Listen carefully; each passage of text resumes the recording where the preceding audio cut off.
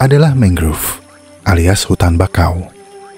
Hutan mangrove atau hutan bakau adalah hutan yang terdapat di sepanjang pantai atau muara sungai dan dipengaruhi oleh gerakan pasang surut, perpaduan antara air sungai dan air laut.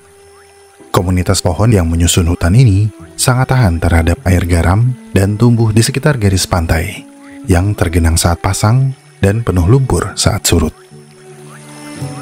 Di antara rimbunnya hutan bakau dan pasang surut air laut, ada sebuah dunia yang tak banyak kita ketahui. Dunia yang sunyi, namun penuh dengan kehidupan dan perjuangan. Dunia yang tersembunyi, terletak jauh di dalam lumpur. Dunia di mana sekelompok krustasea secara diam-diam membangun peradaban bawah tanah yang rumit. Bukan hanya sekadar penghuni liang di dalam lumpur, mereka juga arsitek sejati yang mengubah lumpur pekat dan bau menjadi istana megah dan mewah, menyumbang keseimbangan pada ekosistem mangrove yang sering terabaikan. Hutan bakau ini adalah habitat utama dari mud lobster, alias udang lumpur, atau udang bakau.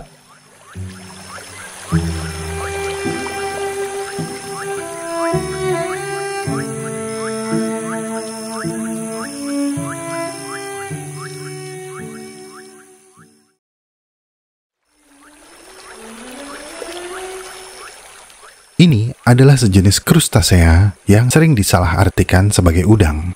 Padahal sebenarnya mereka lebih dekat kekerabatannya dengan lobster dan kepiting. Sementara di beberapa negara, mereka disebut scorpion crab atau kepiting kalajengking, entah mengapa. Secara umum, krustasea ini disebut mud lobster atau udang lumpur. Beberapa nama lain yang saya tahu diantaranya adalah udang tanah, udang darat, uson-uson, dan rama-rama. Tapi saya yakin di banyak daerah mereka juga memiliki banyak nama yang berbeda. Nah, apa nama udang ini di daerah kamu? Tulis jawaban kamu di kolom komentar ya. Secara fisik, krustasea ini memiliki capit besar dan cangkang keras seperti lobster. Tapi tidak seperti kebanyakan lobster, mereka adalah master dalam menggali di darat, menciptakan terowongan kompleks dan gundukan lumpur yang tinggi, yang terkadang bisa mencapai ketinggian lebih dari 1 meter. Gundukan-gundukan ini menjadi ciri khas dari habitat mereka. Secara taksonomi, udang bakau termasuk dalam kelompok udang penggali dari infraordo Gebiidea, yang di dalamnya termasuk 4 famili, yakni Axianacidae, Laomedidae, Thalassinidae, dan Eupogebiidae.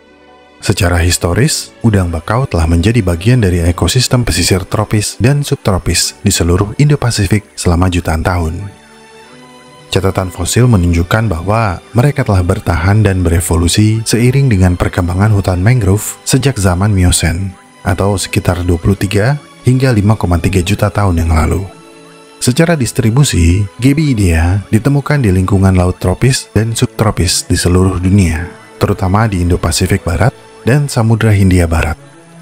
Mereka biasanya menghuni zona pasang surut dan subpasang surut. Wilayah spesifik tempat mereka diketahui hidup antara lain adalah Teluk Persia, Teluk Oman, Indonesia, Jepang, Kiribati, Fiji, Madagaskar, dan pesisir Iran. Tapi ada laporan kalau mereka juga ditemukan di Costa Rica dan di sepanjang pesisir Atlantik, seperti di Prancis. Secara ekologis dan morfologis, anggota dari infraordo ini adalah penggali yang mahir. Siklus kehidupan mereka melibatkan pembuatan sarang di dalam liang yang mereka gali sendiri, umumnya di area pantai yang berlumpur. Terowongan yang mereka gali bukan hanya sekedar rumahnya yang nyaman, tetapi juga menjadi tempat berlindung bagi banyak organisme kecil di sekitarnya, seperti serangga, kepiting kecil, dan bahkan beberapa jenis ikan seperti gobi. Struktur gundukan lumpur yang dibangun oleh udang bakau ini sangat unik.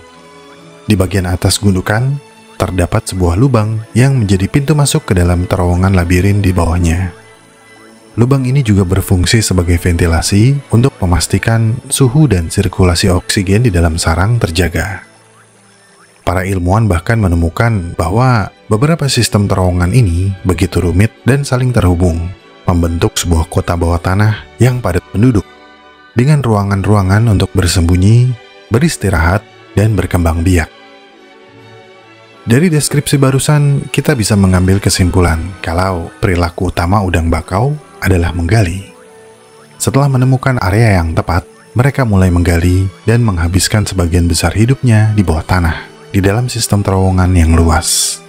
Mereka menggunakan capitnya yang kuat untuk menggali dan menggerus lumpur, kemudian mendorongnya keluar dan membentuk gundukan di atas permukaan. Mereka muncul ke permukaan terutama di malam hari atau saat air pasang untuk mencari makan. Makanan mereka umumnya terdiri dari bahan organik yang terdapat di dalam atau di sekitar tempat mereka tinggal. Dengan kalimat lain, mereka memakan lumpur. Ini berarti mereka adalah detritivore, memilah bahan organik yang terkandung di lumpur.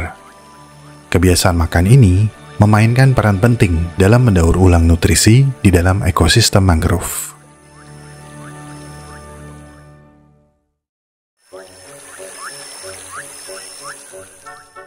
Siklus hidup udang bakau dimulai dari telur, yang kemudian menetas menjadi larva yang mengapung bebas di air laut.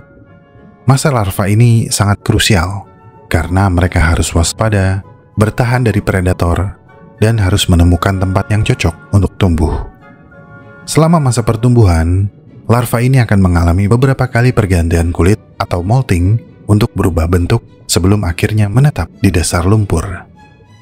Disinilah mereka mulai menggali dan membangun sarang permanen mereka dan mengulang siklus hidupnya. Meskipun terlihat serupa, ada cara untuk membedakan udang bakau jantan dan udang bakau betina.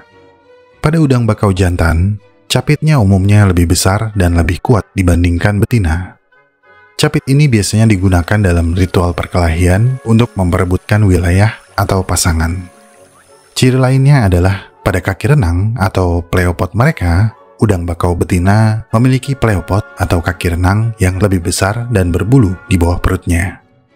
Ini karena betina akan menggunakan pleopod berbulu ini untuk membawa dan mengerami telur hingga menetas. Perbedaan ini mencerminkan peran masing-masing dalam kelangsungan hidup spesies. Kegiatan kawin udang bakau biasanya terjadi di dalam liang mereka. Setelah kawin dan dibuahi, udang betina membawa telur-telurnya di bawah perutnya selama beberapa minggu hingga menetas. Induk betina akan berdiam di ruangan paling bawah untuk menjaga telur tersebut dengan sangat hati-hati, memastikan telur mendapat asupan oksigen yang cukup dan terlindung dari predator.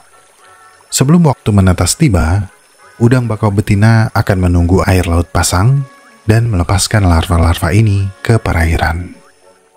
Udang bakau betina dapat membawa hingga ribuan telur yang menempel erat di pleopodnya. Jumlah telur yang banyak ini merupakan strategi bertahan hidup untuk memastikan setidaknya beberapa larva dapat hidup dan mencapai usia dewasa untuk melanjutkan populasi.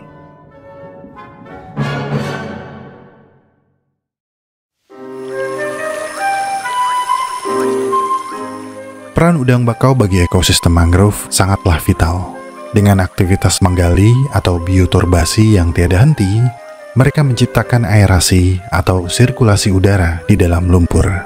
Ini sangat penting karena akar-akar pohon mangrove memerlukan oksigen untuk bisa tumbuh subur.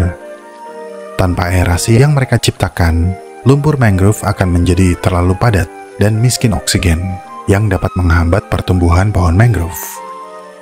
Selain itu, gundukan-gundukan lumpur yang mereka buat juga menjadi mikrohabitat penting bagi beberapa organisme kecil seperti ikan dan kepiting yang berlindung dari predator dan sengatan matahari. Bagi manusia, udang bakau telah lama dimanfaatkan sebagai sumber protein, terutama di beberapa komunitas pesisir. Mereka biasanya dikonsumsi dengan cara dimasak, dibakar, atau dijadikan umpan pancing untuk menangkap buruan yang lebih besar. Membidik, Kak.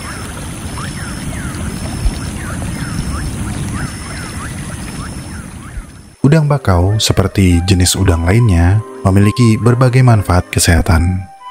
Kandungan nutrisinya yang kaya, termasuk protein tinggi, omega 3, dan beberapa vitamin serta mineral, memberikan kontribusi positif bagi tubuh manusia. Beberapa manfaat utama termasuk mendukung kesehatan jantung, meningkatkan fungsi otak, memperkuat tulang, dan membantu menjaga kesehatan kulit. Yang marah melihat orang-orang ini mengambil udang dan memakannya, jangan dong. Apa yang mereka lakukan masih dalam batas wajar.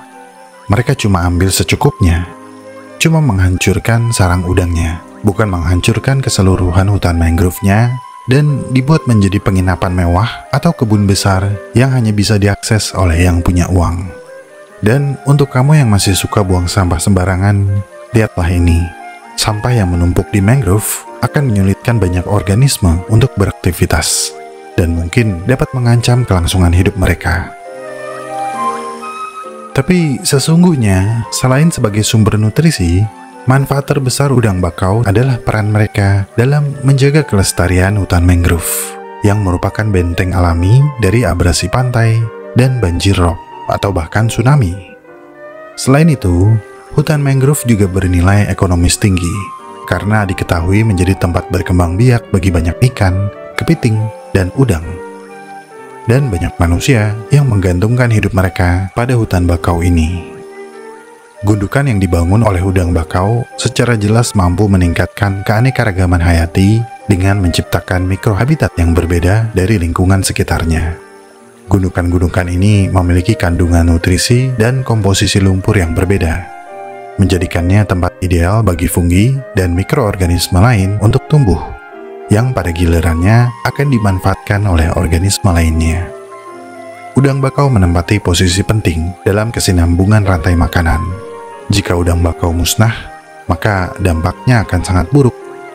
Tanah di ekosistem mangrove akan menjadi padat dan miskin oksigen, yang akan mengakibatkan pohon mangrove kesulitan bernapas dan mati, yang secara perlahan akan menghancurkan keseluruhan ekosistem mangrove. Tanpa ekosistem mangrove, garis pantai akan rentan terhadap abrasi dan gelombang laut. Habitat ikan dan biota laut yang bergantung pada ekosistem mangrove juga akan hilang, yang pada akhirnya mengancam mata pencarian nelayan dan keberlanjutan sumber daya laut. Jadi, jika teman-teman masih peduli dengan keanekaragaman ekosistem hutan bakau, gaungkan pesan-pesan yang saya siratkan dalam video ini. Katakan, berhenti, jangan lanjut pada degradasi mangrove. Karena hutan bakau sangat mewakili apa yang disebut dengan ketahanan pangan. Kondisi terpenuhnya kebutuhan pangan bagi setiap individu, baik secara jumlah maupun kualitas. Aman, beragam, bergizi, merata, dan terjangkau, sehingga memungkinkan setiap orang untuk hidup sehat dan produktif. Ketahanan pangan yang baik mencakup beberapa aspek kunci, seperti ketersediaan, kemudahan akses, serta pemanfaatan lahan yang baik. Ketahanan pangan yang baik adalah memaksimalkan area yang tersedia, bukan membabat yang ada dan meninggalkannya begitu saja ketika hasil tak sesuai rencana.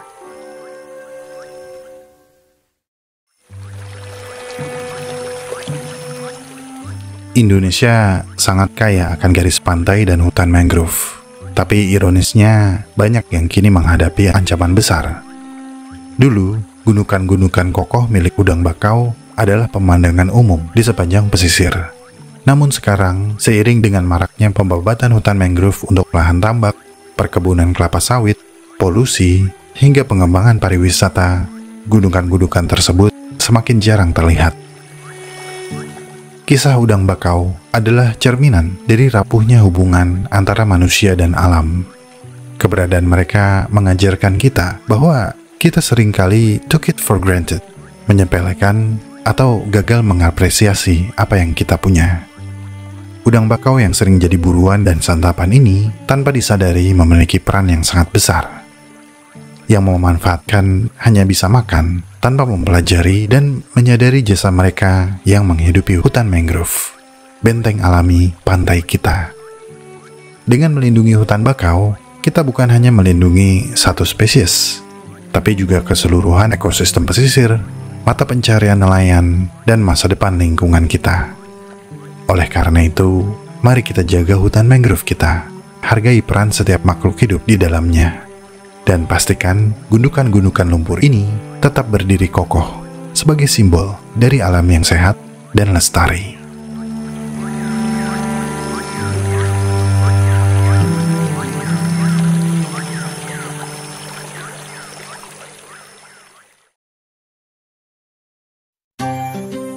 Pendanaan Alam Semenit sebagian berasal dari dukungan para donatur di Saweria. Zekert, Archandri_Kyun, Jojok Baro, Jojok Ricardo, Orin, Revin, Orin dan Revin, Jojok papanya Orin dan Revin, Jojok suaminya Deci. Follow Iggy @Lily Minarosa, Urfan suaminya Hayase Yuka, Mermaid Man, Zandik suami Oriana, Isidro suaminya Anastasia, Bilal Gani, Zeta Gundam, Pajri Sayang Rara, Noval Hilmi, Dih Kepo, Velin McD, Tahu Semua, Teh Botol Bubuk, Chandra Salai dan Juragan Muntois, Sentot Surentot, Kucing Bersih 6, Agaton Isaac, Baramajenun, Trio_KSW ditonton dan dipahami ya, Sarwono, Agalov WR Jo, WRR DJO Jembudi Indonesia, Halo Aul, Aul Cantik Bedah, Ezreal_ Kansa Katrunada Carmila, Kampung Binatang, Valensi Jan, Abdullah Arashid, dan Andi Wow 9902.